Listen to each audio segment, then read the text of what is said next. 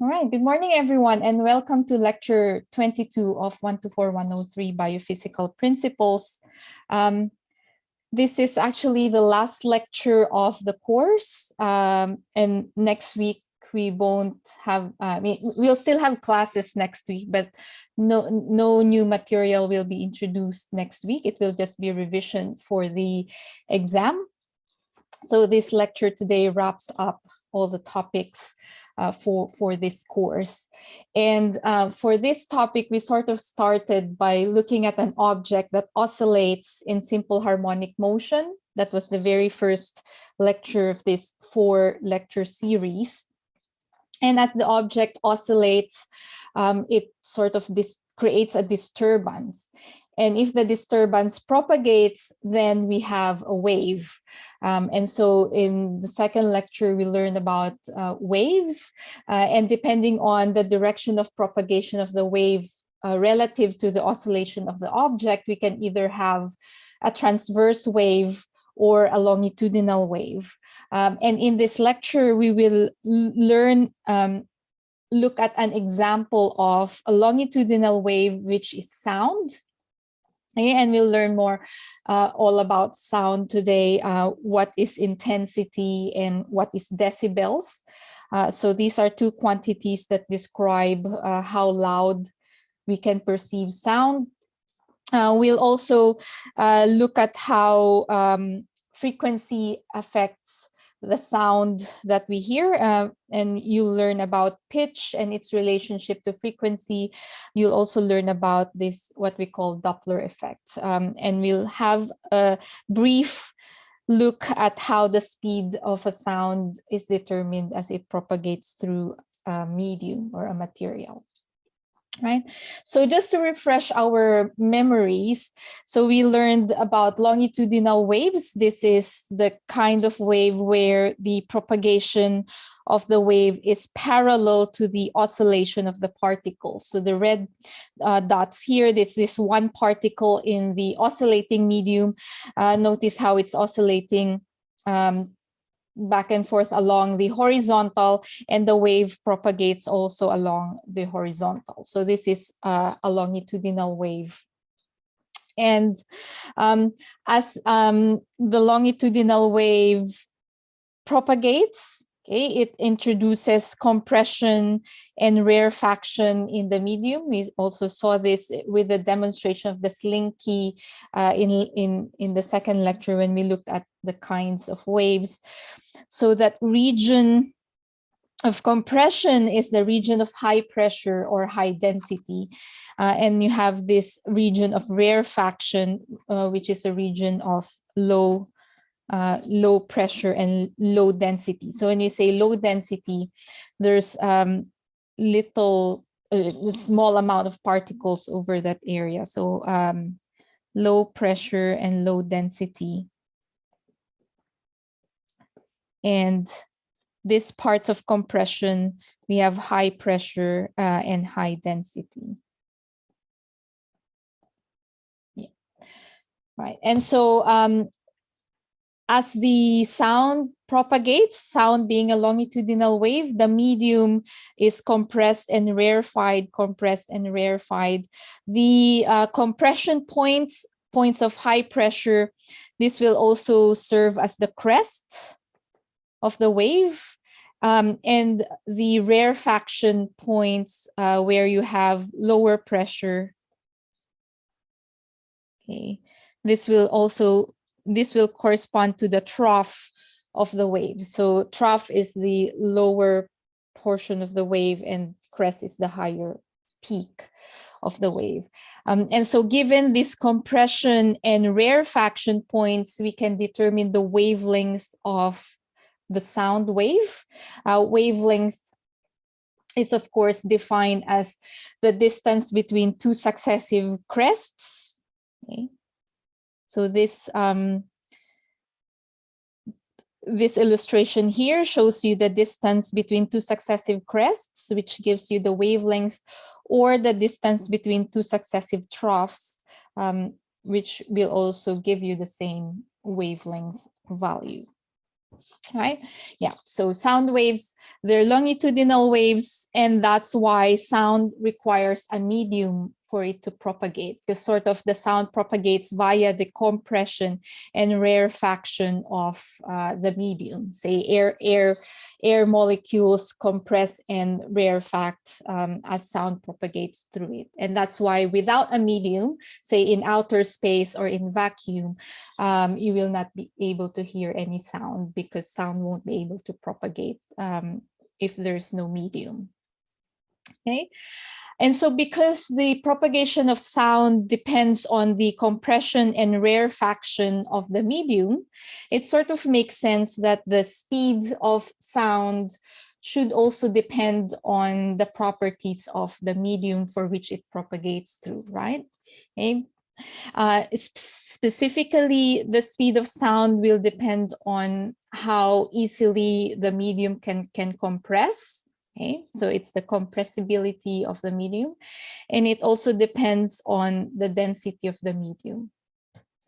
Okay, so if sound propagates in liquids or in gas, the speed of the sound wave can be determined as the square root of the bulk modulus divided by the density of the material. Okay, so B here stands for bulk modulus.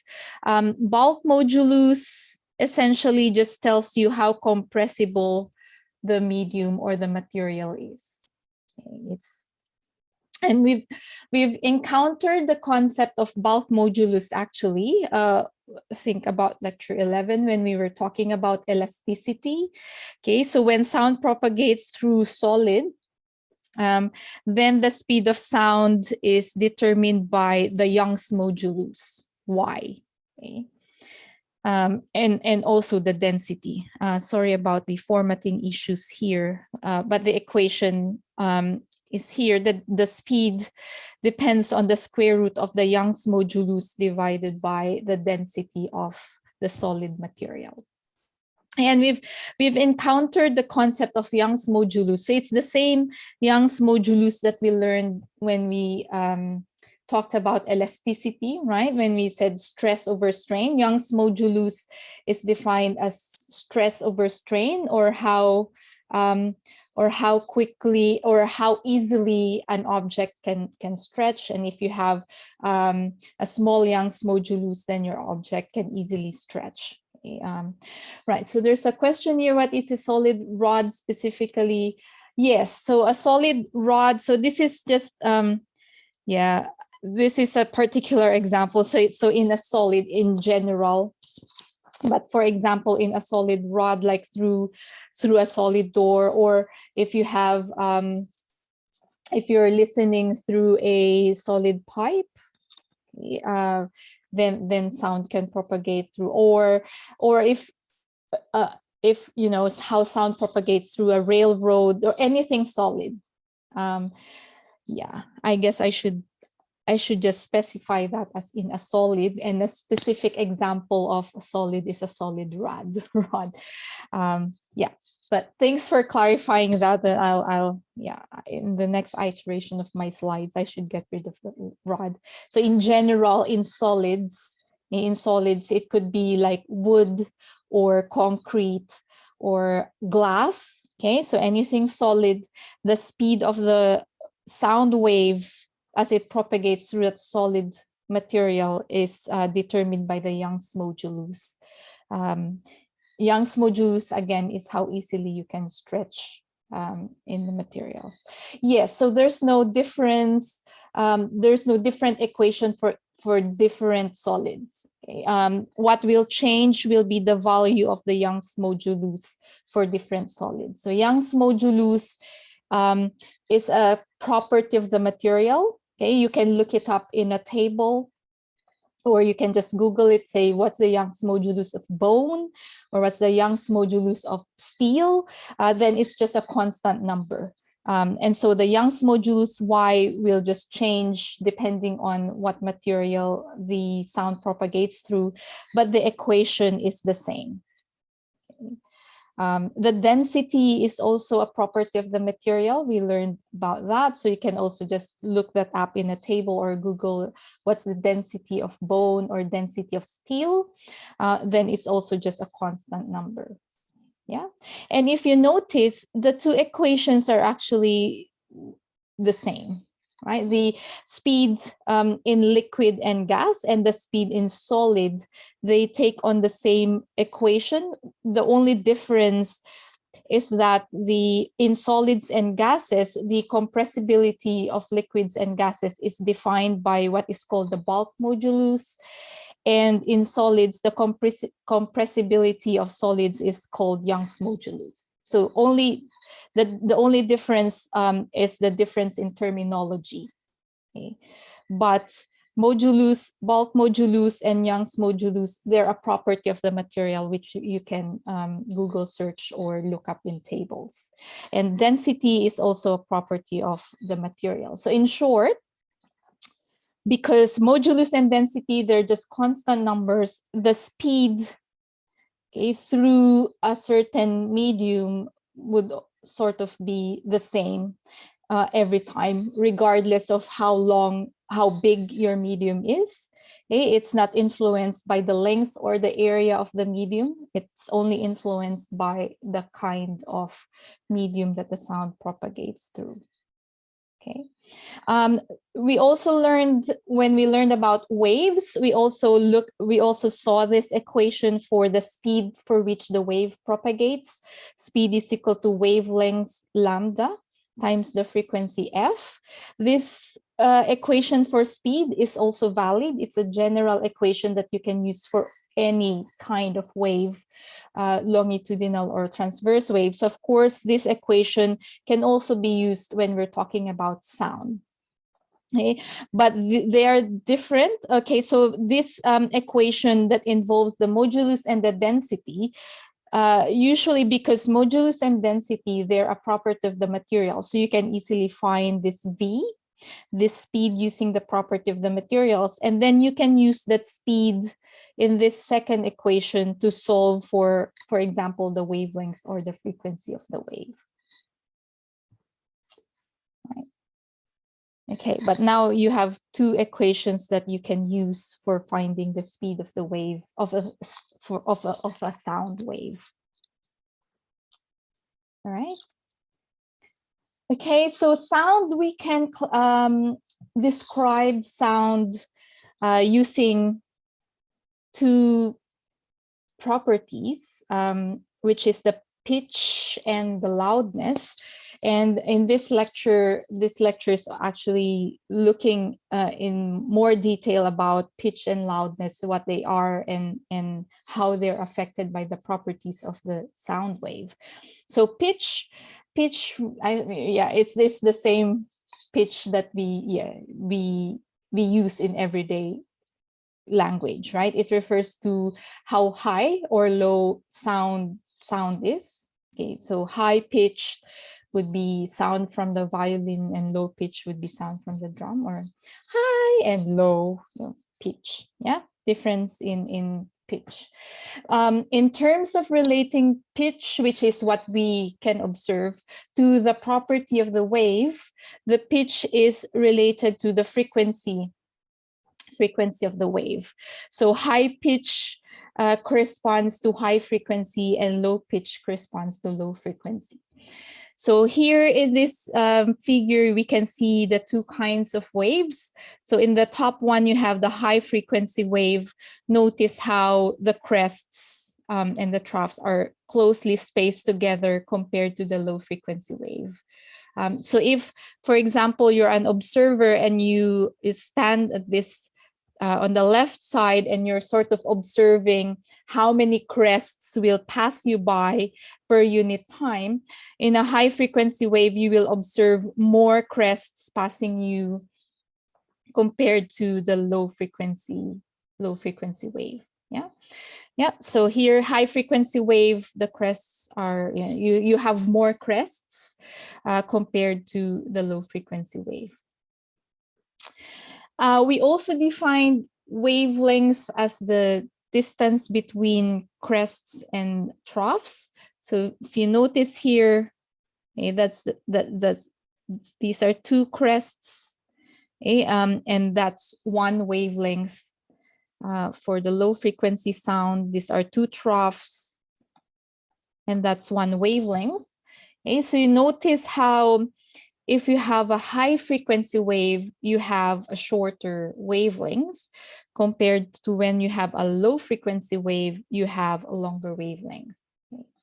So high frequency, this also means shorter wavelength, short wavelength. So wavelength is represented by the Greek symbol lambda, and low frequency wave corresponds to longer wavelength, lambda. Right, the range of frequencies that we can perceive, which is what we call the audible range, is between 20 hertz to 20 kilohertz. So this is the range of sound that a normal human being can perceive. It does decrease with age. As we age, we tend to hear lower frequencies better, okay? And we sort of lose the ability to hear higher frequencies like 20 kilohertz as we age. Okay. Right. So if you're talking to an older person and they have some difficulty hearing you, instead of shouting at them, try lowering your voice. I mean, lowering the pitch of your voice, and try talking in a lower pitch. That would help them instead of shouting with a high pitch voice. Okay. Yeah, if we were in a classroom, we would try this. In the past, I would let my students hear 20 kilohertz sound, and it's quite interesting. Some people can hear 20 kilohertz and the others cannot hear 20 kilohertz. So it does change as we age, the range of pitch, range of frequencies that we can hear. Right, the second aspect, so we'll talk more about pitch and frequency in the next slides, but the second aspect or property of sound, if you like to call it property, is the loudness. And in terms of the property of the wave, loudness is related to the intensity of the wave. And in the next slides, we will talk more about what we mean by intensity. Okay, but the human ear can detect intensities over a wide range of intensities, 10 to the negative 12 watts per meter squared, okay, to 1 watt per meter squared. So it's quite a wide range of intensities, and we'll in the next slides we'll see how we can deal with this wide range of intensities. Yes, if it's louder, then it will burst your eardrums. That's right. And the reason for that is, remember, sound propagates through the compression and rarefaction of the medium. And the way our ear perceives sound is you have the eardrum that vibrates, right? So as sound, of course, carries energy with it, and sound causes the eardrums to vibrate in simple harmonic motion, right? So just like, these particles here, as the wave passes through them, the particles oscillate. So it's the same way with our eardrums. As sound reaches our eardrum vibrates in simple harmonic motion. And if the sound is so loud, that means it's depositing a lot of energy. So the vibration of the eardrums become bigger and bigger, to the point that if it reaches the elastic limit of the eardrum will burst. And unfortunately, as we learned in elasticity, once something elastic breaks, it's an irreversible process.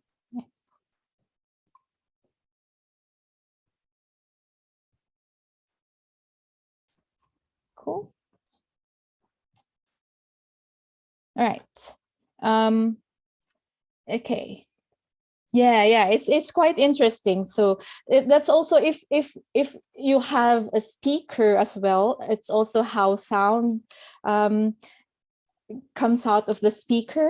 Okay, if you the speakers have like this protective mesh in front of it, but if you remove the protective mesh and you'll see just the speaker itself, if you play a very loud sound through the speaker, you will actually see a membrane inside the speaker that's vibrating, and that's also how our eardrums vibrate. And the louder the sound comes out of the speaker, the bigger the vibrations will be. Yeah. Okay, right. So let's talk in more detail now about pitch and frequency, and then later on we'll talk more about intensity and loudness. So the frequencies of sound can be classified into three in reference to the audible range. So as I mentioned in the previous slide, the audible range is the range of frequencies that the normal human ear can detect, and that's from 20 hertz to 20 kilohertz. So below the audible range, meaning less than 20 hertz, we call that infrasonic waves or infrasonic sound. And these are the sound waves that that giraffes emit, and it's also the frequency of earthquakes. Okay. So yeah, earthquakes, as they propagate, they deposit energy, of course, and they create disturbance. So earthquakes have a kind of wave, but we don't hear earthquakes because the frequency is below the audible range, below the detection limit of our ear. But some animals do hear earthquakes. Yeah, so for example, giraffes could probably hear earthquakes. Dogs, there are studies that show that dogs can hear earthquakes, so they can detect when an earthquake is coming. Yeah, so giraffes, they emit sound waves that are less than 20 hertz in frequency. So you're right, Hannah, it means that we cannot hear giraffes. But yeah, but giraffes do communicate with each other and they can hear each other. It's just below the audible range of the human ear, and that's why we can't hear them. Above the upper limit of our audible of the audible waves, so above 20 kilohertz, 20 kilohertz is the upper frequency limit that humans can hear. For frequencies above that 20 kilohertz limit, we call the waves ultrasonic waves. Okay. Right, so some animals emit ultrasonic waves like whales, dolphins, and bats. Ultrasound also uses ultrasonic waves, and that's why it's called ultrasound. Essentially, you have a source of ultrasonic waves that emit the waves bounce off, for example, the baby, goes back to a detector, and the detector reconstructs the image based on the time it took the wave to go back to the detector. Yeah. Yeah, you can think of that. Earthquake waves are pretty big, so you have lower frequencies. Yeah. Okay, so these are just the three classifications of sound waves depending on their frequencies and frequencies related to the pitch. Now, another interesting aspect of pitch and frequency is how the pitch and frequency can change because of movement. So for example, if the source of sound moves, or if the observer or someone who's listening to sound moves, the pitch of the sound can change, and that's because the frequency of sound changes because of movement, and that effect is called the Doppler effect. And have a watch this video, which demonstrates, which is quite a cool demonstration of the Doppler effect, or the change of frequency as a result of movement. And let me just share my computer sound, make sure. Okay, let me know if you, just a thumbs up if you hear the sound. How can a brass band and a steam train help you understand the universe? Yeah, good. Well, it's all about waves. Not that type. As a duck swims across a pond, the waves in front bunch closer together and the ones behind spread further apart. Now, that same effect happens with all types of waves, from sound waves to light waves. Light wave frequency changes are experienced as changes in colour. This means that light-emitting stars appear bluer as they move towards the Earth and redder as they move away. This concept is known as Doppler redshift, and it proves that the universe is expanding, that the stars and galaxies are moving away from us. Pretty cool. But what if you don't have a multi-million-pound specialist telescope and want to experience the Doppler effect with your own senses?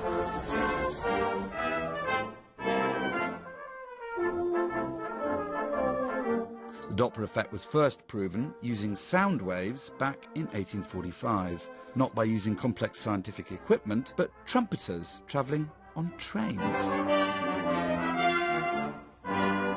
Listen as the brass band just plays the note of G as they speed past a train station.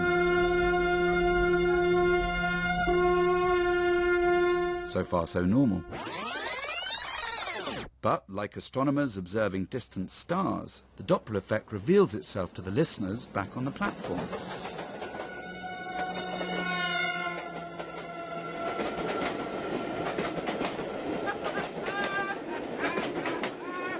I'd say that was nearly a perfect semitone from G to F sharp. Exactly as we thought it would be. Amazing. We hear the higher pitch as it approaches, and the waves begin to bunch up closer together. We hear that G as it speeds past, but then instantly a lower pitch as the train disappears down the track, and the sound waves spread out behind. It's just so thrilling to, replay the original experiment and for it to work so wondrously well. I mean, that was literally a drop of just about exactly a semitone from G to F sharp.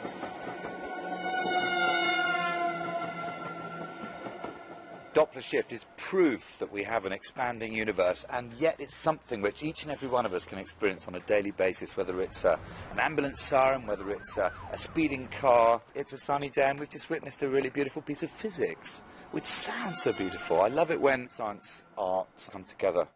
A wonderful, everyday phenomenon which represents something so immense. But it's probably better to experience a concert when you're all moving at the same speed.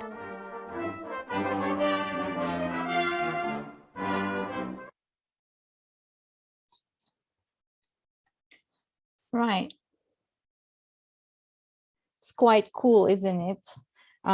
Yeah, so the next time a car passes you by while you're standing on the street, hopefully you'll remember Doppler effect as you hear the change in the pitch or frequency of the sound that of the car that passes you by. Yeah, physics will be with you forever. Hopefully in a good way. Right. Yeah, okay, so Doppler effects, it occurs because of movement. So of course, if there's no movement, so say for example, so let's just analyze Doppler effect in more detail now. Go back to probably the more technical bits of physics.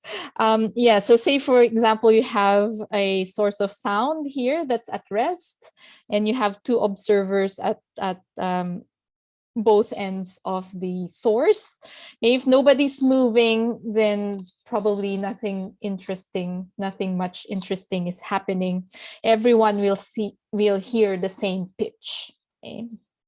the frequency, the wave, sound wave, of course, propagates in all directions at the same frequency. And so everyone will perceive the same frequency, everyone will hear the same pitch. And as you've seen in the video, if the car is moving towards the observer, then you sort of have this bunching up or the compression of the sound waves. And we've seen in the illustration before that if the crests and troughs are closely spaced together, then you have, let me sort out my pen, right? If the crests and troughs are closely spaced together, then you have a shorter wavelength, and you also have a higher frequency.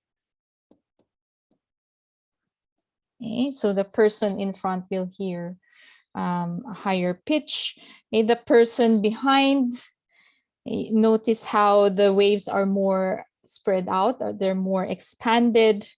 And of course, you'll have there a longer wavelength and lower frequency.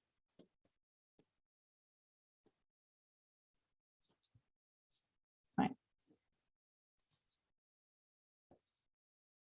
Okay. Right. So we can quantify how much the frequency will change. Okay. If you have movement towards or away an observer. Okay. Yeah, if we combine the effect of the movement, because it can be that the source and the observer are both moving, it's not always the case that the observer is at rest. Okay, but we can combine the effect of movement of the observer and the source and the new frequency that the observer can hear, or the new pitch that the observer can hear. So we designate the new frequency as F prime. Okay, so we read that that is read as prime, Optimus Prime. Yeah, so F prime is the new frequency that is perceived as a result of movement. So if the observer moves towards the source, okay, we've seen that the frequency should increase. You have here the movement towards the observer, or if the observer moves towards the source, any movement that's towards one or the other will result to an increase in the frequency, right? You see here the waves are bunched up together, and so you have this plus sign in the numerator and a minus sign in the denominator. Okay, you have there V observer is the speed of the observer, whoever is listening to the sound. V source is the speed of the source of sound. V sound is a constant number, which is 3.343 meters per second in air at 20 degrees Celsius. So we have to specify now the medium for which the sound propagates, because as we've seen, the speed is affected by the medium. It is also affected by temperature, but we'll not talk about temperature in this course. So V sound, if the sound propagates in air, then V sound is just a constant number, which is 343 meters per second in air. Okay. Any movement that's away, okay, so any movement that's away will result in the decrease of the frequency. So notice how the numerator has a minus sign and the denominator has a plus sign. So the equations look similar, right? You have V sound, V observer, V sound, V source. And similarly for the moving away, it's just a change in the plus and minus signs in the equation, depending on whether you want the new frequency to be bigger compared to the old frequency. So F here, this is the old frequency, and F prime is the new frequency. Right.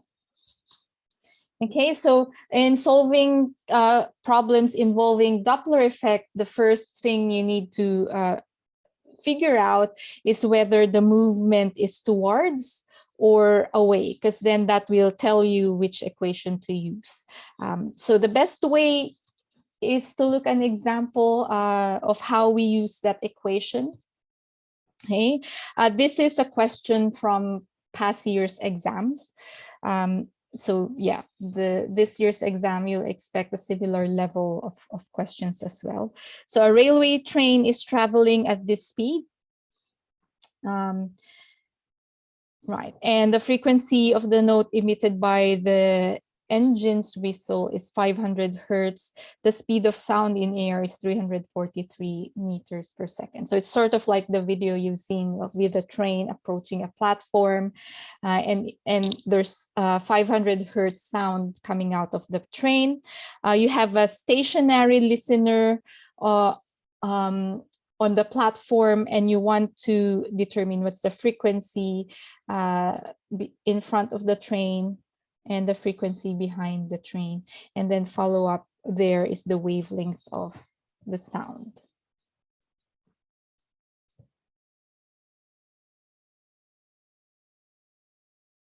All right, so for the first case in front of the train, do you think the frequency will increase or decrease?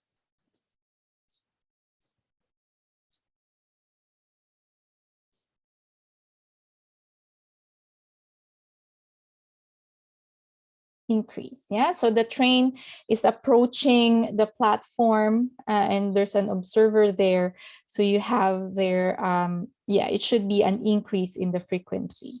Okay, so the train is moving towards the listener, so you should use the equation where you have plus in the numerator and minus in the denominator. Yeah, towards. It's now just a matter of figuring out what numbers to substitute in your equation, right? The observer, that's the listener. Okay? It says it's a stationary listener, meaning the listener is not moving. So therefore, the speed of the observer is 0. Okay? The source, yeah, so your equation now is simplified to this one. The speed of the observer is 0. The speed of sound, that's the speed of sound in air, 343 meters per second. Yeah, speed of sound. And the source, that's the train that's moving at 20 meters per second. Don't forget to multiply the whole bracket with the old frequency, which is 500 hertz. Yeah, often, yeah, that's easily omitted, but yeah, don't forget to multiply with the old frequency, and that should give you a higher frequency as we have predicted. Okay. So to finally check your answer, if you predicted that the frequency should increase, then the new frequency should be bigger than the old frequency. Right?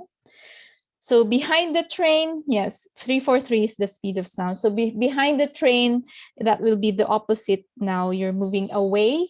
So the equation will be the one with minus in the numerator and plus in the denominator. Okay. Speed of sound will still be the same because it's the same sound that's propagating through air, the same air. And the speed of the source is still the same. So it's really just the difference is whether you do a plus or a minus in the equation. Again, don't forget to multiply the brackets with the old frequency. A final check for your answer. If you predicted that the frequency should decrease because the train is moving away from the listener, then the new frequency that you get should be smaller than the old frequency that was given in the problem. Right? Okay, so now that you have the frequencies, you can now solve for the wavelength of the sound wave. Okay, yeah, speed is equal to wavelength times the frequency. Okay, once you have wavelength or frequency, then anything that relates speed, wavelength, and frequency will use this equation here. You want the wavelength, so you need to rearrange that. If you divide both sides by frequency, then you have wavelength should equal the speed of sound. Okay. Yeah, it should be the speed of sound. It's not the speed of the train or the source of sound. divided by the frequency of the sound. And then you have that wavelength there. Behind the train, you should use a different frequency. Use the frequency that you calculated for the behind case, and that will give you a different wavelength. And final check, higher frequency means shorter wavelengths, okay, right? And lower frequency means longer wavelengths. So if you compare this to the wavelength for the 531 hertz sound should be smaller compared to the wavelength of the 472 hertz sound. Right?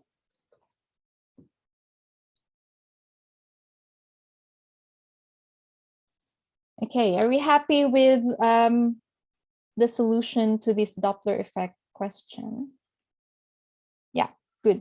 Cool. Yeah. So again, it's also just a formula.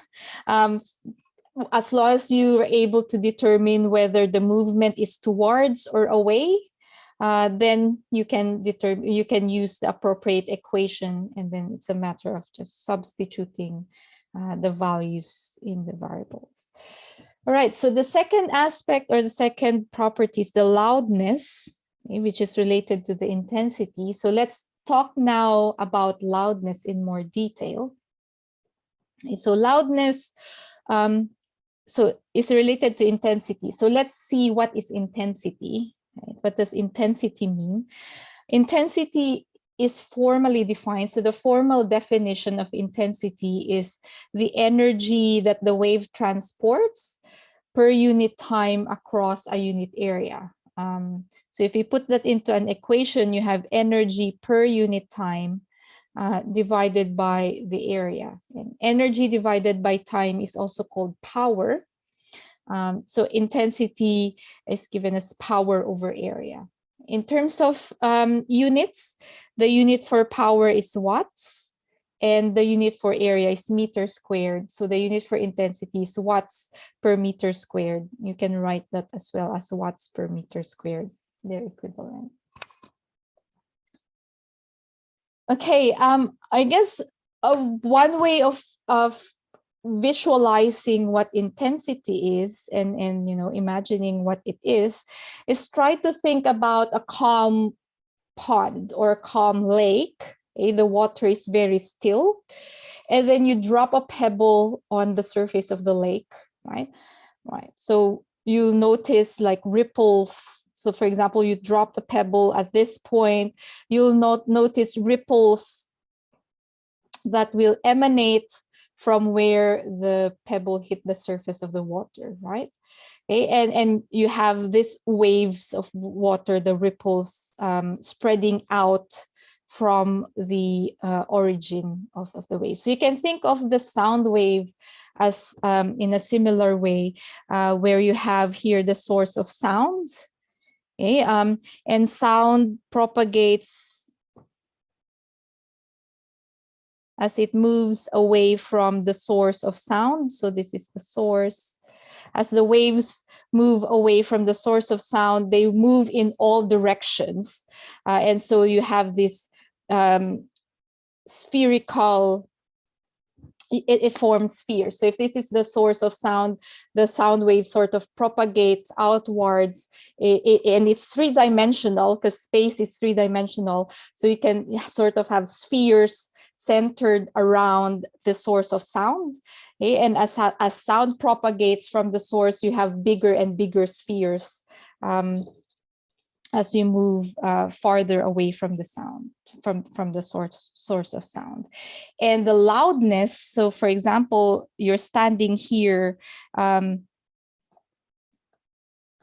loudness or intensity at this point. Okay. So the loudness or intensity at this point is equal to the power of the source of sound. Okay. How much energy per unit time does the wave carry? Okay. The power at the source of the sound divided by how big the sphere is where you're standing at. Okay. So in short, you can also say that the loudness at this point depends on the power at the source divided by how far you are away from the source, right? Then that makes more sense, because you know that if you move farther away from the source, the loudness decreases, and if you move closer to the source, the loudness increases. And that's because the sound sort of propagates as spheres centered around the source of sound. Okay. Right. So to put that conceptual understanding into an equation, the intensity or the loudness, which is equal to the power divided by the area now that we're talking about will be the surface area of a sphere. Because as sound propagates in three-dimensional through space, three dimensions through space, you sort of have these spheres that are getting bigger and bigger, and these spheres are centered around the source of sound. And the area we're talking about is the surface area of the sphere. So this 4 pi r squared is the surface area of a sphere. Okay. Right. So R, so power, P is the power at the source. It's constant. It's the same regardless of how far you are from the source, because it's, power, you can think of it as how loud the sound initially is at the source. And then R, the R that comes into the surface area of the sphere, the R is the distance from the source, how far away you are from the source. Okay. Right. So notice how the intensity decreases as a function of distance squared. Okay. So that's what this inverse square law says. The distance is squared, and the intensity is inversely proportional to that distance squared. We'll see an example. We'll see the inverse law in this example, because probably it's easier if we put numbers to the equation. It's probably easier to imagine. So say a point source emits sound waves, and the intensity 4 meters away from the source is 0.448 watts per meter squared. What is the power emitted by the source?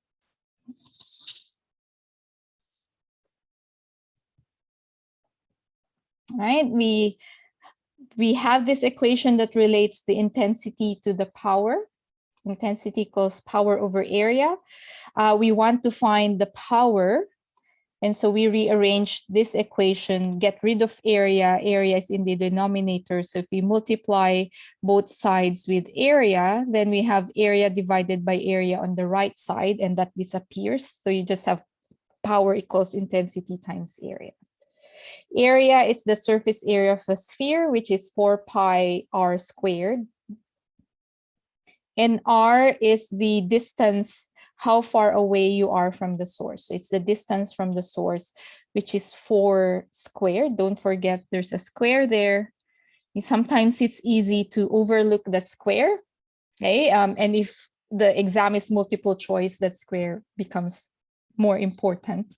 So don't forget there's a square there. The distance R is squared. Okay, you have pi times 4 times the intensity 0.448. Gives you a power of 90 watts.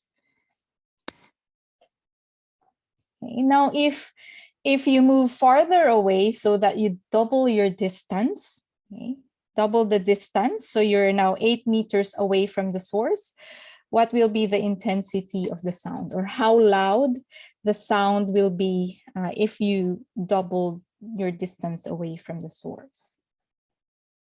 Okay, so 8 meters away, that means you're given the distance R, and you want to find the intensity. So from our equation, intensity requires you to know what the distance R is, and also it requires you to know what the power is. In this follow-up question, the power is not given, but the power should be the same regardless of how far you are away from the source. The power is always the power at the source. Okay. So that means, yeah, the power is the same regardless of how far you are from the source. And so you can use the power that you've determined from the previous question, 90 watts, and what changes is the distance R. If you do the calculation, you'll see that the intensity is 0.112 watts per meter squared. 8 meters away, the intensity or the loudness is 0.112 watts per meter squared.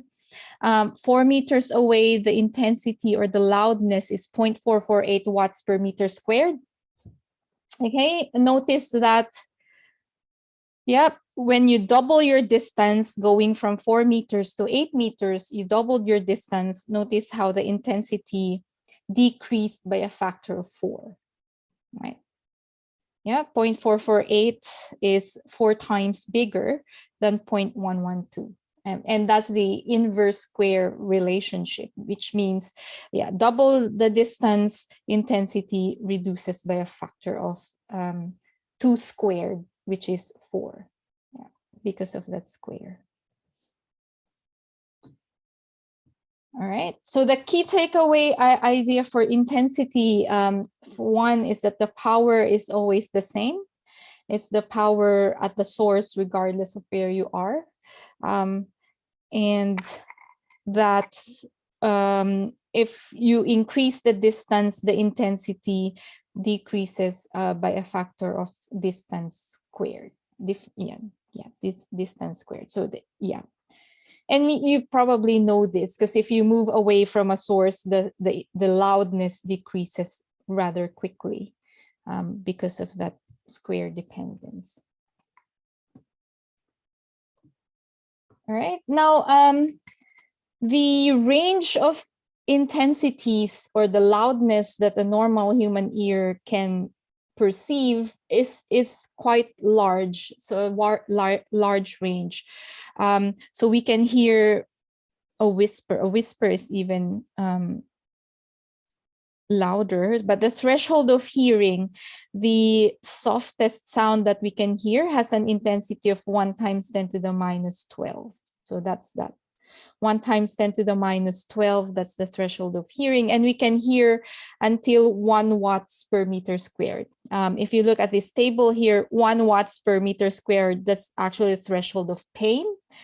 And anything louder, sound louder than 1 watts per meter squared will be painful. It probably could rupture your eardrums now. So for example, a jet plane at 30 meters has an intensity of 100 watts. And so that's a dangerous level of loudness. But yeah, if you can notice, 1 times 10 to the minus 12 is a very, very small number, right? You have 11 zeros before the 1 there, and 1 watts. So because of this wide range, what we perceive as loudness is not directly proportional to intensity. Rather, the ear responds in a logarithmic way. Okay? And so that's why we learned about transcendental functions in the previous lecture, because logarithm is a transcendental function. It's not algebraic, and that's how our ear perceives sound. So instead of perceiving loudness in watts per meter squared, our ear can perceive intensity level in decibels. So there are 2 different terminologies now here. Intensity level, which is in decibels, and you have intensity, which is in watts per meter squared. Okay. So the intensity level or decibels, it's given by the symbol beta. So this is read as beta, the Greek symbol beta. The logarithmic equivalent of intensity is given in beta. So therefore, we should be able to convert intensity level to intensity, right? So again, I'll emphasize there are 2 terms two different terms here now. Intensity level, okay, when it comes together with the word level, then that's the beta, which is measured in decibels.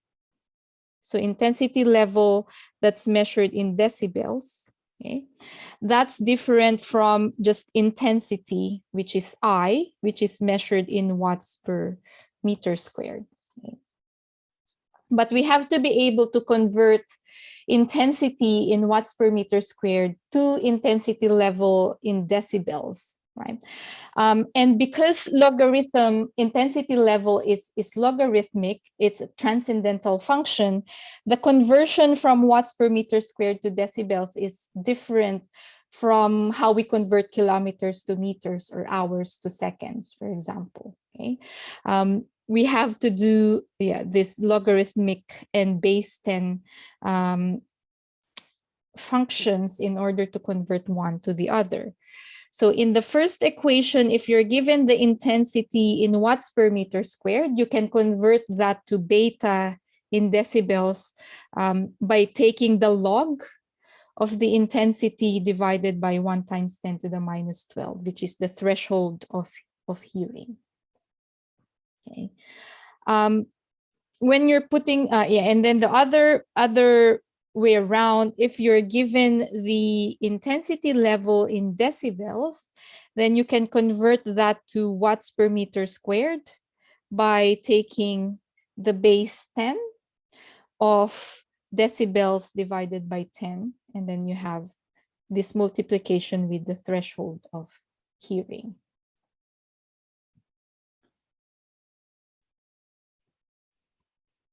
Right? Okay, so this is how you convert watts per meter squared to decibels. Okay, you have, we have to use this logarithmic equation or this base 10 equation. So let's look at some examples to illustrate that conversion. So say a point source of sound has a power of 4 milliwatts. Okay, so what's given is power. Unit is milliwatts. So don't forget prefix milli, which means 10 to the minus 3. Okay. So when you want to find the intensity 2 meters away, so we did an example like this previously. Intensity is equal to power over the surface area of a sphere, 4 pi r squared. The power is given. Just don't forget there's a milli in the prefix of the unit. So you should do a times 10 to the minus 3 and then divided by 4 pi. The distance r is 2, and then don't forget the square. And then you have that intensity 8 times 10 to the negative 5 watts. You now want to find the sound level. Okay. Whenever you read the word level, whenever there's a word level there, then that means it's decibels. And so you want to convert this watts, watts per meter squared, the unit for intensity. Watts per meter squared, convert that to decibels. Okay. So you use, this equation, because what you know is intensity I, which is 8 times 10 to the minus 5. Right, so this is what you wanted to convert, 8 times 10 to the minus 5. Okay, when you're putting this in your calculator, make sure that you put the brackets, okay, so that your calculator will divide first before it gets the log. Okay, or what you can do is you can divide first and then get the log and then multiply with 10. Okay. Yeah, just be conscious of the brackets. Anyway, you should get 79 decibels. If you don't get 79 decibels, then play around with the bracketing in your calculator.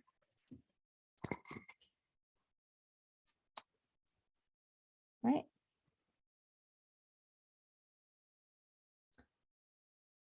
Cool. Are we happy with the conversion from watts per meter squared to decibels? Yeah, good. Cool. There's some celebration icons there, which is good. Now here, the mosquito buzzes at 40 decibels. Okay, so it's the level that's given, and you want to calculate the intensity, just the intensity without the level. So that means it's watts per meter squared. So this is now converting decibels to watts per meter squared. Okay, and so you need to use the base 10 because decibels beta is what's given, and intensity watts per meter squared is what we want to find. Okay, so it's a matter of substituting the given the beta or the decibels that you want to convert. Divide that by 10. Okay, again here, play around with bracketing. Okay, before you do the base 10, you had to put the brackets so that your calculator will divide 40 by 10, and then it will make it the exponent of base 10. Okay, and then multiply with the threshold of hearing, 1 times 10 to the minus 12, and you should get something like this. But you can also do this manually if you want, because we've learned about that. So 40 divided by 10, if you want to do this manually, 40 divided by 10 is 10 to the 4, right? 40 divided by 10 is 4. So you have there 10 to the minus 12 times 10 to the minus 4. Okay, base 10s, they're both base 10s, and we learned last time if you're multiplying base 10s, you will add the exponents, and so you have minus 12 plus 4, which gives you minus 8, so you have 1 times 10 to the minus 8 watts per meter squared. Right, cool. Are we happy with the conversion from decibels to watts per meter squared? Good. Right, and then here is the last concept that I want to emphasize. And let's look at that concept by looking at this follow-up question. A second mosquito sits by the first one, and it's also buzzing at the same level, 40 decibels. What will be the new intensity level in decibels? Yeah. Okay, so you have now 2 mosquitoes buzzing at the level of intensity level 40 decibels. Okay, the most common mistake that I see in the solution here is to add those 2 levels, those 2 intensity levels, so that you'd say the new intensity level would be 80 decibels because it's 40 decibels for one mosquito and 40 decibels for the other mosquito. This is a wrong solution because remember, decibels is logarithmic, right? Decibels is the unit for the logarithmic intensity level, and for transcendental functions, you don't just add them just like you do with algebraic functions. So you cannot add decibels. What you can add is watts per meter squared. Okay. Okay, so intensities, you can add intensities, the I, watts per meter squared, but not beta. So you can add watts per meter squared, but not decibels. Okay.